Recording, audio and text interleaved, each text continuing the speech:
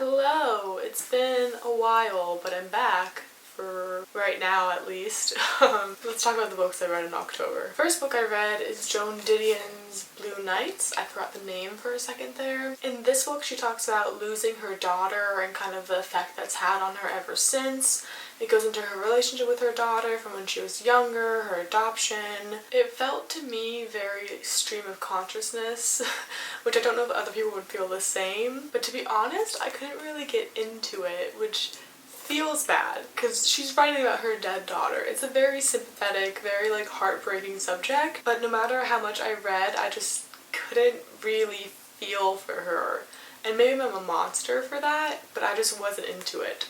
I think I gave it 2 stars, but I feel like I'm gonna keep it because I feel like in the future I can go back to it and maybe appreciate it more. I feel like I didn't have a great reading month this month, so I'm sorry about that.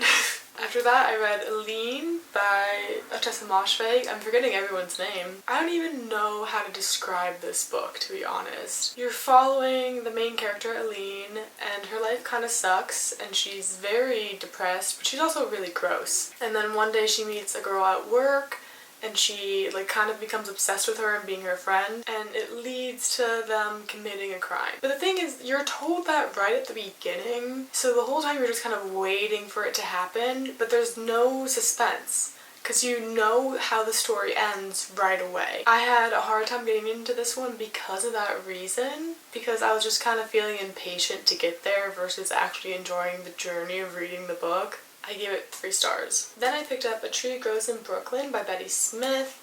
This is a classic coming-of-age novel that follows a young girl growing up in Brooklyn in the early 1900s. I want to say 1910s is when it starts. Is this my favorite book? No, but I did enjoy it. I thought it was a really sweet, just kind of calming read.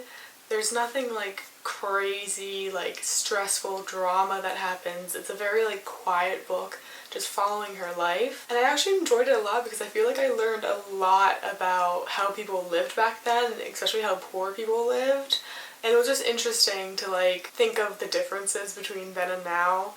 Even just the fact that the main character was sent out to different stores and stuff when she was 6, unaccompanied by an adult, is crazy to think about because that would never happen now, or at least I don't think so. But I did enjoy this one. Again, not a favorite though, so I only gave it 3 stars. And the last book I picked up this month was Atonement by Ian McEwan. I can't say anyone's name. This book follows main character Bryony and her family. She witnesses her sister kind of flirting with Robbie Turner, who was a childhood friend of theirs, and eventually it kind of funnels into this whole mess and Bryony commits a crime. The thing about this book is that it was interesting in the beginning where all the action happened, but then after that it just kind of peters out and you're waiting for the situation to get resolved, but it never really gets resolved, which I think is the point, but I don't like that. And then you're waiting though, and then in the last chapter suddenly Bryony's 80 years old, just reflecting on it.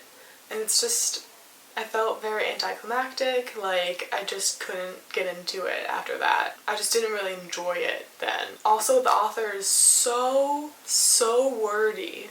There were passages in here that could have been 1 page and he turned it into 5. So it's definitely a slow read for that reason. I thought it was fine at the end of the day. I think I gave it 2 stars. Just, again, not a favorite. Well, there you go. Those are all the books I read in October. I hope to read more in November because I was in a bit of a reading slump, so hopefully that clears up and then hopefully I can make videos again.